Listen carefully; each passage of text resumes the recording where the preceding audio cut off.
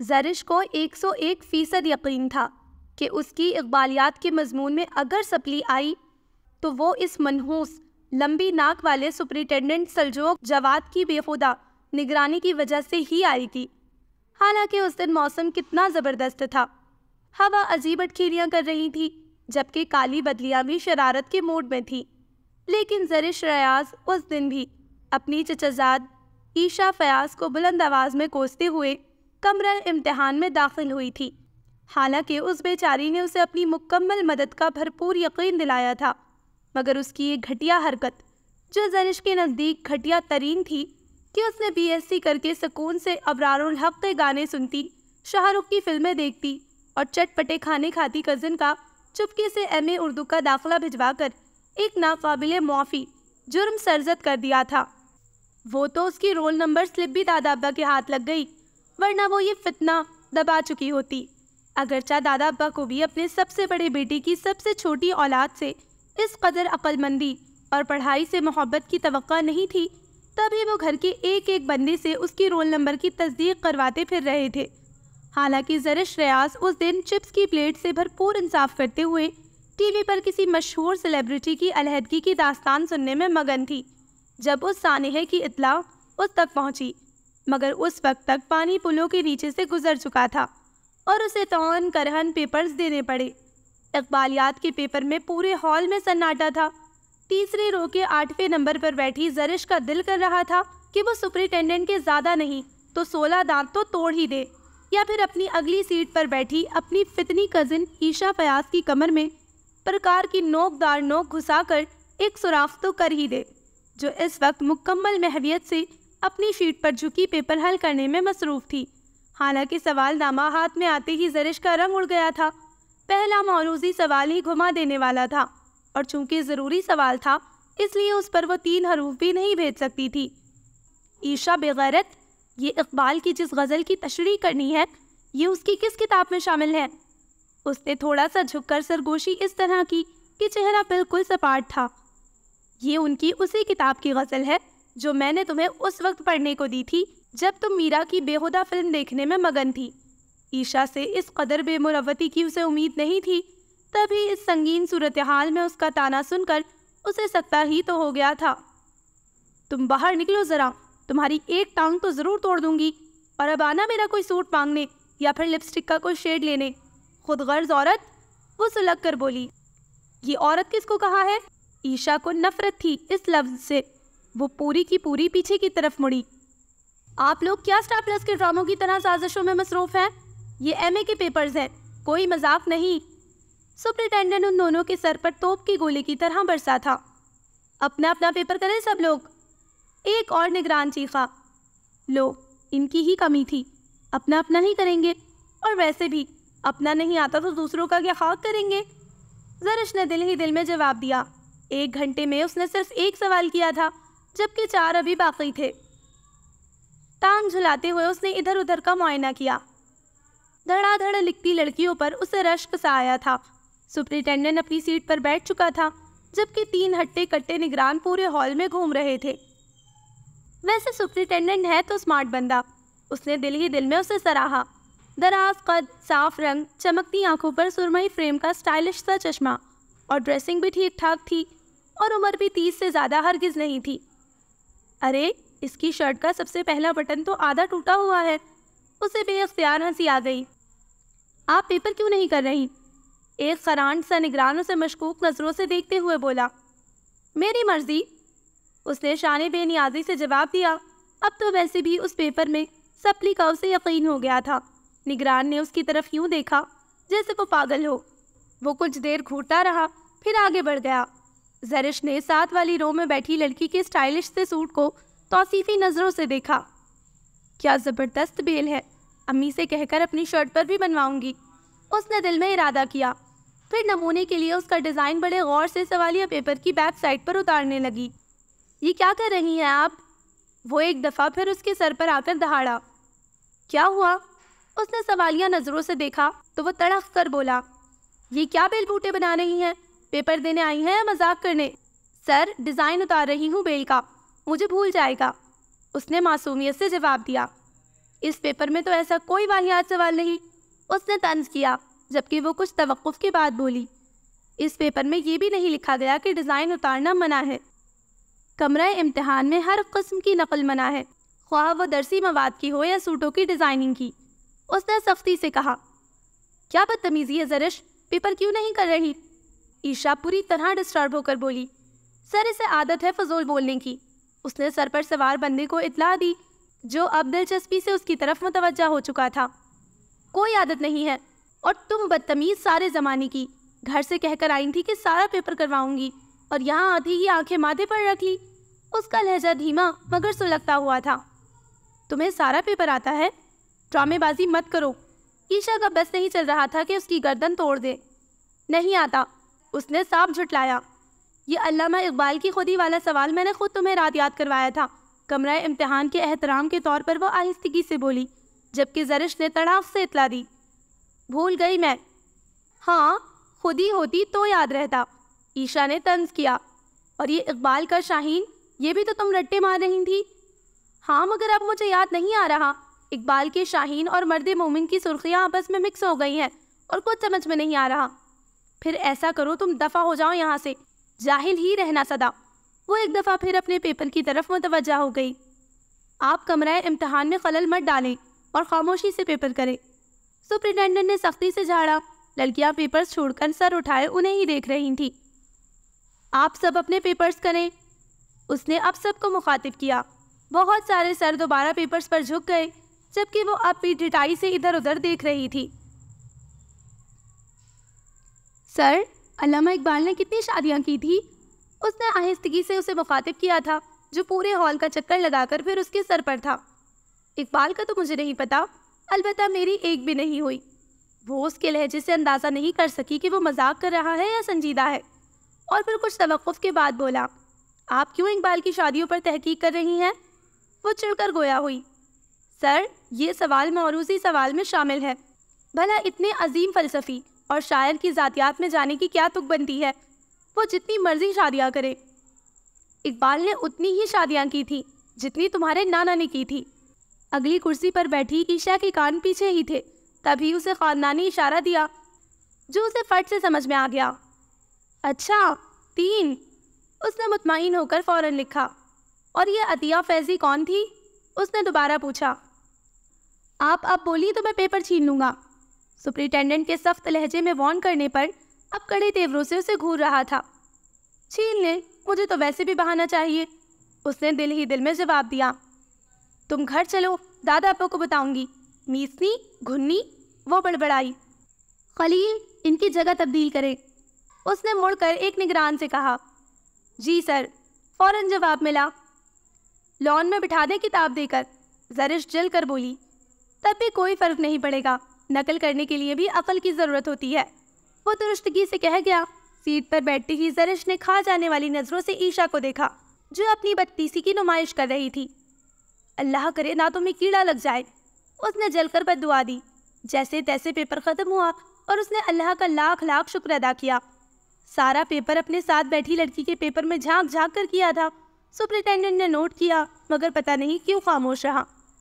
Paper کیسا ہوا؟ باہر نکلتے ہی عیشا نے پوچھا۔ مجھ سے بات کرنے کی کوشش بھی مت کرنا، نہیں تو منہ توڑ دوں گی، سمجھی؟ حد ہوتی ہے بے مروتی کی۔ گھر جاتے ہی میرے یہ جوتے شرافت سے اتار کر رکھ دینا، اور اگر زیادہ بکواس کی تو میں یہیں اتروا لوں گی، پھر ننگے پاؤں گھر جانا۔ زرش کی جھاڑ نے عیشا کے چھکے چھڑا دیے تھے۔ میری پیاری بہن نہیں ہو؟ خبردار جو مجھے مسکا لگایا۔ میری صرف 2 بہنیں ہیں جو شادی شدہ اپنے اپنے گھروں میں ہیں۔ اچھا سوری نا یار، کس نے کہا تھا میرے رجسٹریشن کروانے کو؟ میرا پچھلا تعلیمی ریکارڈ بڑا شاندار تھا نا، جو مزید صفحات کالے کروانے کے لیے ایم اے میں داخلہ کروا دیا، اس نے چلتے چلتے خفکی سے پوچھا۔ عیشا شرارت بھرے لہجے میں بولی، مجھے معلوم ہے یار کہ میٹرک میں تمہاری سپلی تھی، پھر ایف ایس سی میں بھی 3rd پوزیشن، اور بی ایس سی میں بھی 2 سپلیاں، بیمار ٹی گریڈ کے۔ مگر یہ کیسے ہو سکتا تھا کہ میں ایم اے کے لیے رٹے ماروں اور تم خیر سے گواچی گاں کی طرح پورے گھر میں لنڈیاں ڈالتی پھرو، موویز دیکھو، میوزک سنو اور سارے جہاں میں لور لور پھرو؟ بس اسی وجہ سے یہ کمینگی مجھے دکھانا پڑی۔ زرش کو سخت صدمہ ہوا اور آنکھیں پھٹی کی پھٹی رہ گئیں۔ اپنی ہمزاد سے اتنی ڈھٹائی اور صاف گوئی کی اسے توقع نہیں تھی۔ اللہ کرے کسی بھینگے سے تمہاری شادی ہو اور ساری زندگی تمہیں یہ خوش فہمی رہے کہ وہ تمہیں دیکھ رہا ہے اور حقیقت میں وہ کہیں اور آنکھ میں ٹکا کر رہا ہو۔ زرش نے بددعا دی تو عیشا کا قہقہا پورے کوریڈور میں گونجنے لگا، جبکہ اس نے غصے سے فائل زور سے اس کے سر پر مار دی۔ محترمہ، یہ تشدد گھر جا کر لیجیے گا، یہ جگہ انتہائی نامناسب ہے۔ سپرنٹینڈنٹ کی آواز پر وہ ایک دم اچھلی۔ سر، آپ یوں کریں کہ پولیس میں بھرتی ہو جائیں۔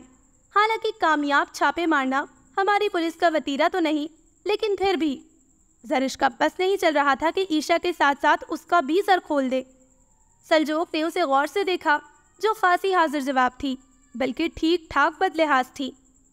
اچھا مشورہ ہے، انہوں نے مسکراتے ہوئے جواب دیا۔ وہ لوگ چلتے چلتے گیٹ تک آ پہنچے تھے، تبھی عمر کی نظر ان پر پڑی۔ وہ خاصا تپا ہوا تھا۔ یہ کیا فضول حرکت ہے؟ پیپر ختم ہوئے پورا آدھا گھنٹہ ہو چکا ہے، میں پچھلے 1 گھنٹے سے یہاں دھوپ میں سڑ رہا ہوں اور تم لوگ اب ٹہلتی ہوئی آ رہی ہو جیسے شالامار باغ میں سیر کرنے آئی ہو۔ عمر نے آتے ہی دونوں کی ٹھیک ٹھاک کلاس لی۔ اگر چشمہ اتار کر دیکھ لو تو شاید تمہیں میں بھی نظر آ جاؤں۔ سلجوق کے جملے پر وہ دونوں چونک گئی۔ ارے سجی، تو کہاں؟ عمر ٹھا کر کے اس کے گلے لگ گیا اور اب سب کچھ بھلائے بڑے جوش و خروش سے اللہ جانے کون سے قصے کھول بیٹھا تھا۔ اس کے چہرے پر پھیلے خوشی کے رنگ اور لہجے میں بے تکلفی سے ان دونوں کو ان کے بہت قریبی تعلقات کا بخوبی اندازہ ہو رہا تھا۔ تم اب بھی پچھلے 15 منٹ سے دھوپ میں ہی کھڑے ہو۔ زرش کے طنزیہ لہجے پر برا مانے بغیر وہ ایک دم مڑا۔ یہ سلجوق جواد ہے، ہم دونوں ساتھ اسکول کالج میں پڑھے ہیں اور پھر FSC کے بعد میں انجینئرنگ میں چلا گیا، جبکہ اس نے کمپیوٹر سائنس لے لیا۔ پھر سنا تھا کہ MSc کے بعد اس کی لیکچرشپ ہو گئی تھی اسی گورنمنٹ کالج میں، ہے نا؟ عمر کی تفصیل کو عیشا نے بڑی دلچسپی بلکہ زرش نے بڑے اکتائے ہوئے انداز میں سنا، جبکہ مقابل کی خوش مزاجی عروج پر تھی۔ اور یار، یہ میری بہن ہے زرش اور یہ ہے عیشا، میری فرسٹ کزن۔ ان دونوں کے MA کے پیپرز ہو رہے ہیں یہاں، مگر تم یہاں کیسے؟ میں یہاں بدقسمتی سے MA سینٹر کا سپرنٹینڈنٹ بنا ہوا ہوں۔ اس کی اطلاع پر عمر اچھلا اور بڑے اشتیاق بھرے لہجے میں پوچھا، اس کا مطلب ہے اس دفعہ میری بہن پہلے ہی چانس میں MA کر کے اپنا سابقہ تعلیمی ریکارڈ توڑ دے گی؟ کیا مطلب؟ سلجوق واقعی نہیں سمجھا تھا۔ تم گھر چلو ایک دفعہ۔ زرش نے سرے عام دھمکی دی تو عمر کھلکھلا کر ہنس پڑا۔ تمہاری گاڑی کدھر ہے؟ عمر نے ادھر ادھر دیکھتے ہوئے کہا۔ وہ ڈپٹی سپرنٹینڈنٹ پیپرز بینک جمع کروانے کے لیے لے گیا ہے۔ اس کے جواب پر عمر نے اس کا بازو پکڑا۔ تمہارا گھر ابھی بھی ماڈل ٹاؤن میں ہی ہے نا؟ آؤ چلو۔ اس نے سلجوق کا ہاتھ پکڑ کر کھینچا۔ اسے بے تکلفی سے عمر کے ساتھ ڈرائیونگ سیٹ پر بیٹھتے دیکھ کر زرش کا دل چاہا کہ وہ کسی رکشے کو روکے اور گھر چلی جائے۔ عدنان اور عثمان آج کل کیا کر رہے ہیں؟ اس نے بیٹھتے ہی عیشا کے بھائیوں کا پوچھا۔ یہ افلاطون ہمارے سارے خاندان کو جانتا ہے، وہ بڑبڑائی۔ عدنان کا ہاؤس جاب چل رہا ہے جبکہ عثمان بینک میں ہوتا ہے۔ تم سناؤ، آپ ہی کی PhD ہو گئی؟ عمر بھی ان دونوں کو بھلائے مکمل اس کی طرف متوجہ تھا۔ ہاں تقریباً، اس نے مختصر جواب دیا۔ پتہ ہے زرش، سلجوق کی صرف ایک بہن ہے اور نہایت ہی ذہین، ماشاءاللہ یونیورسٹی کا ریکارڈ توڑ دیا ہے انہوں نے اور اب میتھس میں PhD مکمل کی ہے۔ لو، دماغ کی خرابی۔ زرش کو تو میتھ سے چڑ تھی۔ سلجوق بھائی، کبھی لے کر آئیے نا انہیں۔ عیشا نے فوراً بے تکلفی دکھائی۔ کیوں، تمہیں الجبرا سمجھنا ہے؟ وہ چڑھ کر بولی، جبکہ عیشا نے صرف گھورنے پر اتفاق کیا۔ ہاں کیوں نہیں، ضرور، سلجوق نے بھی خوش دلی سے جواب دیا۔ آئیں تو صحیح، اپنے ہاتھ کی کالی اور بدمزہ چائے پلاؤں گی انہیں۔ زرش نے دل ہی دل میں منصوبہ بنایا۔ اس کے ہاتھ کی بدمزہ چائے پورے خاندان میں مشہور تھی۔ عمر نے گاڑی ایک بڑے سے سفید دروازے کے سامنے روکی تو زرش نے 2 کنال پر مشتمل سفید ٹائلوں والے سٹائلش سے بنگلے کا جائزہ لیا۔ اس کی گاڑی سے اترتے ہی عیشا بے چینی سے بولی، تم نے اسے کہا کیوں نہیں کہ وہ باقی پیپرز میں ہمارا خیال رکھے؟ عمر نے بیک ویو مرر سے اسے گھورا۔ میرا خیال ہے تمہیں تو اس کی ضرورت نہیں ہے، پہلے MA انگلش کر چکی ہو اور پوزیشن ہولڈر ہو، اور جہاں تک بات زرش صاحبہ کی ہے تو مجھے ان کے لیے سفارش کروا کر اپنی بے عزتی نہیں کروانی۔ عثمان، عدنان اور جواد کو وہ بہت اچھی طرح سے جانتا ہے۔ ہم چاروں کزنز ٹاپ کلاس اسٹوڈنٹس رہے ہیں، اور اب اس سارے جہان کی نکمی کی سفارش کا کہہ کر میں اپنے خاندان کے متعلق اس کی رائے خراب نہیں کروانا چاہتا۔ عمر کی بے مروتی اور بد لحاظی کی تو خاندان بھر میں مثالیں دی جاتی تھی۔ اب بھی اس کا جواب سن کر زرش خول اٹھی۔ تم چاروں اپنے تمغے اور میڈل گلے میں ڈال کر پورے شہر میں دھمال ڈالو، اور مت بتاؤ کہ میں تمہاری بہن ہوں. مجھے تمہاری سفارشوں کی ضرورت بھی نہیں. پہلے میٹرک میں زبردستی سائنس دلوا دی, پھر FSC کا ڈھول میرے گلے میں لٹکا دیا, اور BSc کو دادا ابا نے اپنی انا کا مسئلہ بنا لیا, اور اب اس چڑیل عیشا نے MA میں پھنسا دیا. زرش کا حوصلہ جواب دے گیا تھا. وہ تن فن کرتی میدان میں اتر آئی تھی. شرم کرو, پڑھے لکھے خاندان سے تعلق ہے تمہارا. دادا جی آکسفورڈ کی تعلیم یافتہ, دادی اماں علی گڑھ سے فارغ التحصیل, اور تو اور تمہارے والد صاحب کیمیکل انجینئر, اور والدہ MSc ہوم اکنامکس. زرش نے تیزی سے بات کاٹی. جی, اور بہن ڈاکٹر, دوسری MSc ایگریکلچر. بھائی محترم عمر ریاض الیکٹریکل انجینئر. مگر زرش ریاض کا ریکارڈ بوجہ خاندانی عزت کے انڈر گراؤنڈ ہے. عمر اور عیشا نے تعصب سے اسے دیکھا, جو ساری بھڑاس نکال کر خاصی مطمئن تھی. پھر ڈوب مرو ایسے خاندان کا نام ڈبونے پر. سب سے چھوٹی ہو, لیکن گز بھر کی زبان اور اوٹ پٹانگ بےہودہ قسم کے شوق رکھنے میں سر فہرست ہو. اسٹار پلس کے ڈرامے, فیشن پر تمہاری معلومات ہمیشہ اپ ٹو ڈیٹ ہوتی ہے. بس پڑھتے ہوئے موت آتی ہے. عمر نے بھی اچھی خاصی ڈانٹ پلائی. تو پھانسی چڑھا دو مجھے, اس نے چڑھ کر کہا. عمر کو بے اختیار ہنسی آ گئی. گھر جاتے ہی بابا کو بتاؤں گی کہ اسے مت لینے بھیجا کرے, سارے راستے ذلیل کرتا رہتا ہے. عمر کو معلوم تھا کہ وہ بابا کی خاصی لاڈلی ہے, تب ہی ڈرائنگ روم میں داخل ہونے تک وہ اس کی منتیں کرتے رہا تھا. آوان ولا میں مظہر صاحب اور ان کی بیوی کے بنائے ہوئے اصول و قوانین پر سارا گھر چلتا تھا. شہر کے پوش علاقے میں بنی 2 کنال کی کوٹھی کے مکینوں کا اتحاد و اتفاق قابل مثال تھا. ریاض صاحب کی دونوں بیٹیوں کی شادی خاندان سے باہر, جبکہ اکلوتے بیٹے عمر کی بات چیت ان کے چھوٹے بھائی فیاض کی سب سے چھوٹی بیٹی عیشا کے ساتھ طے تھی. ایاز صاحب کی بیٹی سنبل کے لیے فیاض صاحب کے بیٹے ڈاکٹر عدنان کا انتخاب ہوا تھا, جبکہ عثمان اپنے کسی کلاس فیلو کو پسند کرتا تھا, ورنہ فیاض صاحب کا ارادہ زرش کے ساتھ تھا. اور ایاز صاحب کے اکلوتے بیٹے جواد کی منگنی تو ان کی ماں کی پسند پر ان کی بھانجی سے طے تھی. چونکہ پڑھا لکھا گھرانہ تھا, اسی لیے باہمی مسائل بات چیت سے طے کر لیے جاتے تھے. علم ان کے خاندان کا اوڑھنا بچھونا تھا. صرف زرش پڑھائی کے نام سے بھاگتی تھی, ورنہ سب حصوں پر مشتمل گھرانے کے تمام افراد ایک دوسرے سے بہت محبت کرتے تھے. وہ اس دن ٹی وی لاؤنج میں بیٹھی ماڈل کے سوٹ کی ایمبرائڈری پر غور و فکر کرنے میں مگن تھی, جب دادو اپنی تسبیح سنبھالتی اندر داخل ہوئی. زرش بیٹا, پرسوں پیپر ہے شاید آپ کا. دادو کے طنز کرنے پر وہ ہڑبڑا کر اٹھی تو گود میں پڑا فیشن میگزین اچھل کر دور جا پڑا, اور رنگین صفحات پر فلمی اداکارہ کے ہوش ربا سٹائل پر نظر پڑتے ہی دادو نے استغفر اللہ کہہ کر نظریں پھیری. کرتی ہوں تمہارا علاج, آج تمہارے بابا کو آفس سے آ لینے دو, یہ سارے شیاطینی رسالے بند کرواتی ہوں. غضب خدا کا, نہ دین کی پرواہ نہ دنیا کی. عیشا بھی تو تمہاری ہی ہم عمر ہے, مگر کھانے پکانے میں تاک اور سگھڑ ہے, اور سازش کرنے میں بھی ماہر ہے. وہ بڑبڑائی. بند کرو اس اچھل کود کو, اور شرافت سے جا کر عیشا کے ساتھ بیٹھ کر پڑھو. دادو کی جھاڑ پر اس نے ٹی وی بند کیا. ویسے ہی ان کا غصہ خاندان بھر میں مشہور تھا, اور دادا بھی کون سا کم تھے. اور تمہاری ماں اور چچی کہاں پر ہیں؟ کچن میں تو نہیں دیکھا. ذرا اوپر چھوٹی بہو کے پورشن میں چیک کرو. اور جواد بھی آج آفس نہیں گیا, زکام ہو رہا ہے, ذرا زرینہ سے کہہ کر جو شاندہ بنواؤ اس کے لیے. اور تمہارے دادا پوچھ رہے تھے کہ آج کا اخبار ابھی تک ان کو نہیں ملا. اماں کیا ہوا, کیوں خفا ہو رہی ہیں؟ زرش کی امی نے ابھی ٹی وی لاؤنج میں قدم رکھا تھا. ساس کو غصے میں دیکھ کر فوراً تشویش سے پوچھا. کچھ نہیں, پورے گھر میں مکینوں کو ڈھونڈ رہی ہوں. ماشاءاللہ بھرا پورا گھر ہے, اور سناٹا ایسے چھایا ہوا ہے جیسے صحراؤں میں آن نکلی ہوں. کہاں گئے سارے؟ ساس کی بات سن کر ان کے چہرے پر بے ساختہ مسکراہٹ دوڑ گئی. آپ کو تو پتہ ہے اماں, صبح کا ٹائم ہے, اپنے اپنے کاموں میں مصروف ہے. دفتر, کالج, یونیورسٹی. گھر میں صرف عیشا اور زرش ہیں, یا پھر جواد. بس. بڑی بہو کی تفصیل سے ان کی تسلی ہوئی تو وہ پھر زرش کی طرف متوجہ ہو گئی. تم کیا منکر نکیر کی طرح ابھی تک سر پر کھڑی ہو؟ سکینہ سے کہو کہ جواد کے لیے جو شاندہ بنائے. پھر وہ اپنی بہو سے دھیمے لہجے میں بولی.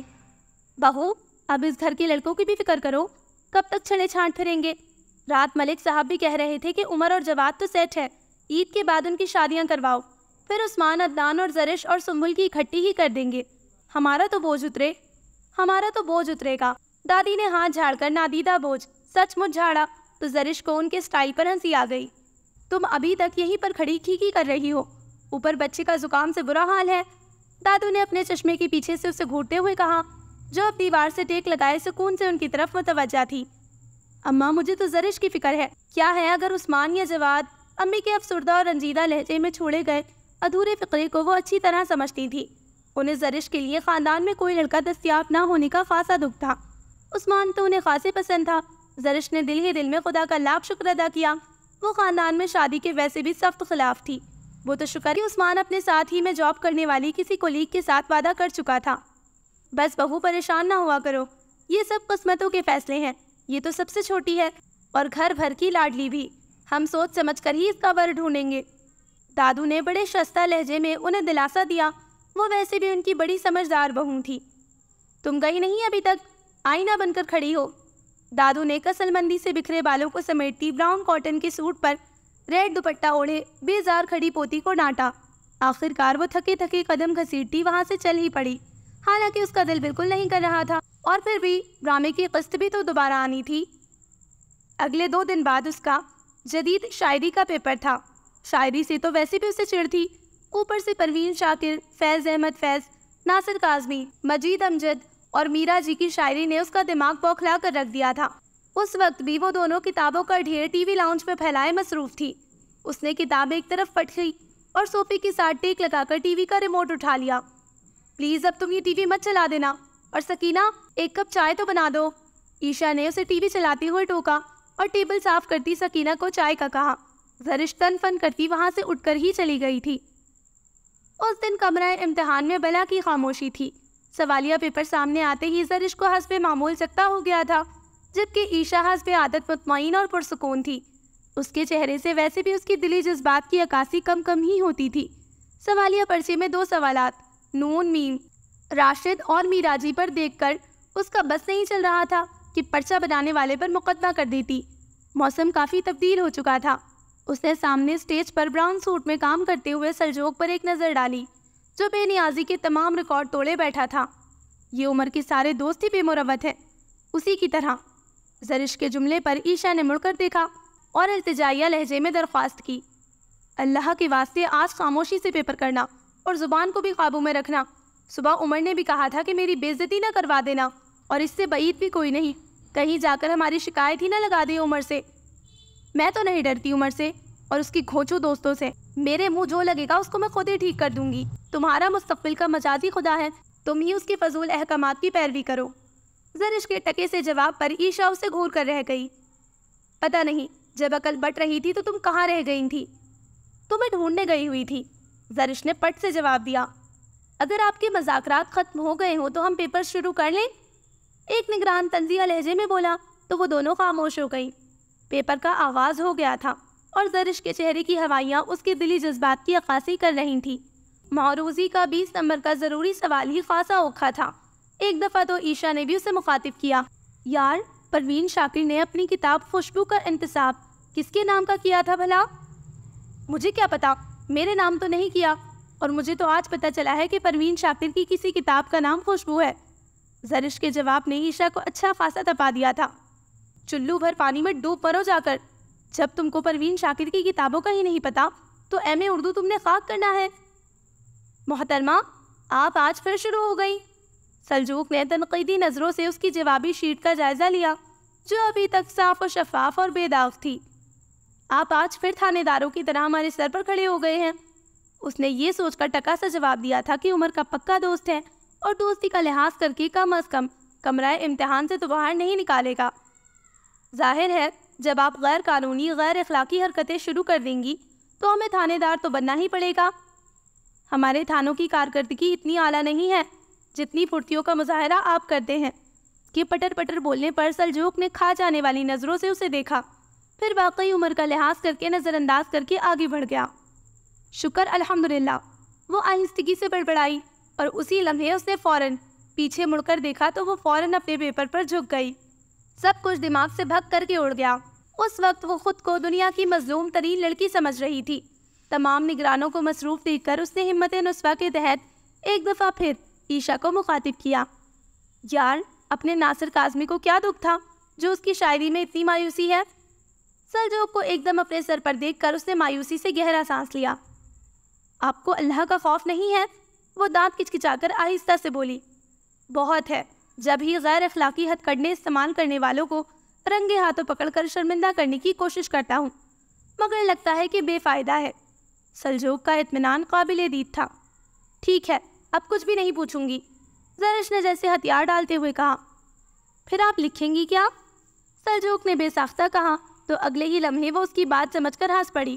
وہ کچھ دیر تو حیرانی سے اسے تکتا رہا، پھر نہ جانے کیا سوچ کر آگے بڑھ گیا اور اس کے بعد عیشا کے پاس رکا اور جھک کر اسے کچھ کہا اور پھر تیزی سے آگے چلا گیا۔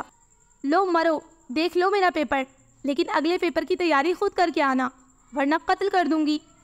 عیشا کی بات پر اسے جھٹکا ہی تو لگا تھا، زیادہ غور و فکر کرنے کا وقت نہیں تھا۔ تبھی اس نے دھڑا دھڑ قلم چلانا شروع کر دیا اور حیرانی کی بات تھی کہ سلجوق نے ایک دفعہ بھی کچھ نہیں کہا تھا۔ اس کے پیپرز ختم ہوئے تو اس نے شکرانے کے 2 نفل باقاعدہ ادا کیے اور اسی دوران عمر اور عیشا کی شادی اچانک طے پا گئی اور گھر میں ایک ہنگامہ ہی تو کھڑا ہو گیا تھا۔ افراتفری میں بری اور جہیز کی تیاریاں ہو رہی تھیں اور بازاروں کے چکر پر چکر لگ رہے تھے۔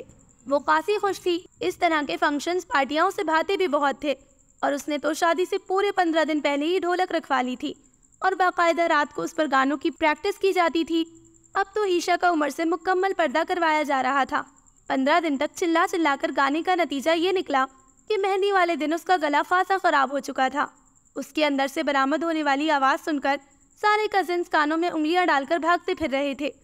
عمر اور عیشا کی مہندی کا فنکشن گھر کے لان میں کیا جا رہا تھا۔ سبز رنگ کی فٹنگ والی شرٹ اور چوڑی دار پاجامے میں مکمل ہتھیاروں سے لیس ہو کر وہ کسی کام کے سلسلے میں عیشا کی طرف آئی تو ایک لمحے کو اسے دیکھ کر عیشا ٹھٹک گئی اور شرارتی انداز میں گھوم پھر کر اس کا جائزہ لینے کے بعد وہ انتہائی شوخ لہجے میں گویا ہوئی۔ اوہو، خیر ہے، اتنی زبردست ڈریسنگ، عیشا نے سراہا۔ ویسے زرش، قسم سے آج بولنا مت، تمہارا سارا آپریشن خراب ہو جائے گا۔ زیادہ ٹرٹر کرنے کی ضرورت نہیں، کل تمہاری شادی ہے اور گلا تو تمہارا بند ہونا چاہیے تھا۔ اتنی منہ پھٹ اور بدلحاظ دلہن پہلی دفعہ دیکھی ہے۔ اور لو مرو، پکڑو گجرے۔ عمر نے رولا ڈالا ہوا ہے کہ عیشا کے گجرے نہیں آئے اور اب جا کر خود لے کر آیا ہے۔ ابھی نکاح ہوا نہیں اور اشاروں پر ابھی سے ناچ رہا ہے۔ پلیز زرش مت بولو، میرے دل کو کچھ ہو رہا ہے۔ جس طرح کھڑکھڑی آوازیں تمہارے گلے سے نکل رہی ہیں، لگتا ہے کوئی بغیر سائلنسر کے موٹر سائیکل چلا رہا ہو۔ اس نے بڑھ کر اسے جھاپڑ رسید کیا اور خود واپسی کے لیے قدم بڑھائے۔ ان کی طرف رسم کا آغاز ہو چکا تھا۔ پیلے دوپٹے کے نیچے عمر اپنے دوستوں کے ساتھ اندر آ رہا تھا اور عمر کے دائیں طرف سفید کرتا شلوار میں انتہائی بے فکری سے قہقہے لگاتے سلجوق کو دیکھ کر تو اسے سکتا ہوتے ہوتے رہ گیا۔ وہ خاصے خوشگوار موڈ میں تھا اور پھر پیلے پھولوں سے سجی کرسی پر اس کے ساتھ والی کرسی پر ہی براجمان تھا۔ وہ جب عمر کو مہندی لگانے آگے آئی تو سلجوق نے بڑی خوشگوار حیرت سے اسے بغور دیکھا۔ پلیز زرش، خدا کے لیے آج گانے مت گانا۔ عمر نے ہنستے ہوئے اسے چھیڑا تو وہ مصنوعی خفگی سے اسے گھور کر رہ گئی۔ بولنے کے لیے منہ کھولا لیکن پھر سلجوق کو بالکل ساتھ جڑے دیکھ کر خاموش ہو گئی اور پھر سارے فنکشن میں وہ خاموش ہی رہی۔ جب بھی وہ کچھ بولنے کے لیے منہ کھولتی سب فوراً ہاتھ جوڑ کر اسے چپ رہنے کا واسطہ دیتے اور وہ غصے کی گھونٹ پی کر رہ جاتی اور سلجوق کے لیے اس کا نہ بولنا ناقابل یقین بات تھی۔ ولیمے والے دن گہرے نیلے رنگ میں اس کی گوری رنگت دمک رہی تھی۔ آدھی آستین میں ڈھیروں سلور چوڑیوں میں اس کے سڈول بازو خاصے خوبصورت لگ رہے تھے۔ ہلکے میک اپ اور نازک جولری میں وہ دل کو چھو لینے کی حد تک پیاری لگ رہی تھی۔ استقبالیے میں وہ اپنی بہنوں کے ساتھ آنے والے مہمانوں کو خوش آمدید کے لیے کھڑی تھی کہ سرمئی رنگ کی سلک کی ساڑی میں ایک باوقار خاتون کو سلجوق کے ہمراہ آتے دیکھ کر وہ چونک گئی۔ نازک مگر قیمتی چشمے میں انتہائی سادہ خاتون دیکھنے والوں کے لیے بہت عمدہ تاثر چھوڑ رہی تھی۔ واؤ، بڑھاپا اتنا ہی گریسفل ہونا چاہیے، تحسین آپی نے بلند آواز میں سراہا۔ امی، یہ عمر کی سب سے چھوٹی سسٹر زرش ہے۔ اس کے اچانک سر پر پہنچ کر تعارف کروانے پر وہ بوکھلا کر رہ گئی۔ کامیاب چھاپے مارنے کی عادت پتہ نہیں کب جائے گی۔ اس نے دل ہی دل میں اسے خوب کوسا تھا، جبکہ وہ خاتون بڑی نرم مسکراہٹ کے ساتھ انتہائی شفیق انداز میں اس کا ماتھا چوم کر بولی، ماشاءاللہ بڑی پیاری بچی ہے۔ اس نے سر ہلا کر انہیں سلام کیا۔ گلا تو اب مکمل بند تھا، ہزار ٹوٹکے کرنے کے بعد بھی۔ وعلیکم السلام، انہوں نے محبت سے اس کا ہاتھ تھاما اور جواب دیا اور اسی لمحے تحسین آپی اور نازش آپی بھی انہیں خوش آمدید کہنے کو آگے بڑھائیں اور اسے بولنا نہیں پڑا اور بھرم رہ گیا، جبکہ سلجوق بڑی گہری نظروں سے اس کا معائنہ کرنے میں مگن تھا۔ پھر کھانے کے بعد وہ بڑی تیزی سے اسٹیج کی طرف جا رہی تھی کہ اچانک اسے اپنا ایک پاؤں بڑا آزاد محسوس ہوا۔ جھک کر دیکھنے پر معلوم ہوا کہ سلور کلر کی بہت نازک سی ایک پٹی والی چپل دغا دے گئی ہے۔ اس کا دل دھک کر کے رہ گیا۔ لو، یہ نیا سیاپا پڑ گیا۔ شادی ہال سے گھر تک کا فاصلہ تقریباً 40 منٹ کا تھا، اور اتنے رنگا رنگ فنکشن کو چھوڑ کر کوئی بھی اسے گھر لے جانے پر راضی نہ ہوگا، اس کا اسے بخوبی اندازہ تھا۔ تبھی پاؤں کو گھسیٹتی مہمانوں سے بچتی ہوئی وہ نسبتاً ایک تاریک کونے میں کھڑی ہو گئی۔ لگتا ہے کمبخت عیشا کی نظر لگ گئی۔ اس نے کتنی منتیں کی تھی کہ چپل بری کے سامان میں رکھ دو اور اپنے لیے نئی لے آؤ، لیکن وہ بھی ایک نمبر کی ڈھیٹ تھی، بالکل نہیں مانی۔ اب گلا خراب، چپل ٹوٹی ہوئی جس کے ساتھ ایک قدم بھی چلنا محال تھا، اور اوپر سے بھوک۔ اسے اپنی بے بسی پر رونا آ رہا تھا۔ سب مہمان کھانے میں مگن تھے، اور اسی لمحے اسے سلجوق اپنی طرف آتا محسوس ہوا۔ لو، یہ کہاں سے چلے آ رہے ہیں موصوف؟ اس نے دل میں اسے کوسا۔ تھینکس گاڈ آپ مجھے مل گئی، میں تو سارے ہال میں آپ کو ڈھونڈتا پھر رہا تھا۔ سیاہ پینٹ کوٹ میں اس کا دراز قد خاصا نمایاں تھا۔ کیوں؟ اب میں کس کی نقل کر رہی ہوں؟ وہ کہنا چاہتی تھی، مگر افسوس گلے نے اس کے ارمانوں کا گلا گھونٹ لیا۔ دیکھیں زرش، میں بہت سیدھا سادہ اور کھرا بندہ ہوں، بات گھما پھرا کر کرنے کا فن مجھے نہیں آتا۔ مجھے آپ اچھی لگی تھی، اور میں نے اپنی والدہ سے تذکرہ کیا، اور آج انہوں نے آپ کو دیکھ بھی لیا۔ کہہ رہی تھی کہ خاصی کم گو اور پیاری بچی ہے، اور ان کو تو آپ اتنی اچھی لگی کہ انہوں نے ایک جگہ انکل اور آنٹی کو اکٹھے کھڑے دیکھ کر بات بھی کر لی۔ ماں کو بھی کامیاب چھاپے مارنے کی عادت ہے۔ وہ کھول کر رہ گئی۔ ارے آپ خاموش ہیں، کوئی بات نہیں، مشرقی لڑکیاں ایسے موقعوں پر اکثر چپ ہی رہتی ہے۔ وہ خاصے خوشگوار لہجے میں بولا۔ آنکھوں میں ستارے دمک رہے تھے، اور سارا وجود ایک سرشاری کی کیفیت میں تھا۔ میرا گلا ٹھیک ہوتا تو میں بتاتی کہ میں کتنی مشرقی ہوں۔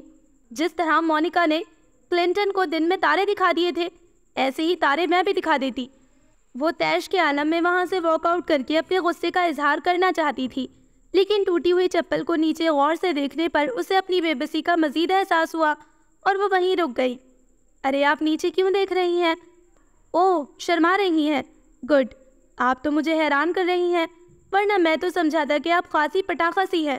لیکن مشرقی لڑکیاں خواہ کتنی بھی شوق اور پٹاخہ کیوں نہ ہوں، ایسے موقعوں پر چپ کر ہی جاتی ہیں، اور ویسے بھی لڑکی کی خاموشی اس کی رضامندی ہی ہوتی ہے۔ سلجوق کے اس انکشاف پر اس نے دہل کر اسے دیکھا، جو اس کی خاموشی کو کئی معنی پہنا کر مستقبل کی وادیوں میں پہنچ گیا تھا۔ ارے میری بچی یہاں پر کھڑی ہے، دیکھیں مسز ریاض، ماشاءاللہ کتنی پیاری جوڑی ہے، میں تو آج ہی گھر پہنچ کر صدقہ دیتی ہوں۔ سلجوق کی امی کو اپنی امی کے ہمراہ دیکھ کر اس کے ہاتھوں کے طوطے ہی اڑ گئے تھے، جبکہ وہ بڑی پرشوق نظروں سے اس کا جائزہ لینے میں مگن تھی۔ ارے مسز علی، آپ تو ہتھیلی پر سرسوں جما رہی ہیں، زرش کی امی نے ہنستے ہوئے کہا۔ ان کا موڈ خاصا خوشگوار تھا، شاید بیٹی کے لیے اتنے شاندار پرپوزل کی توقع نہیں تھی۔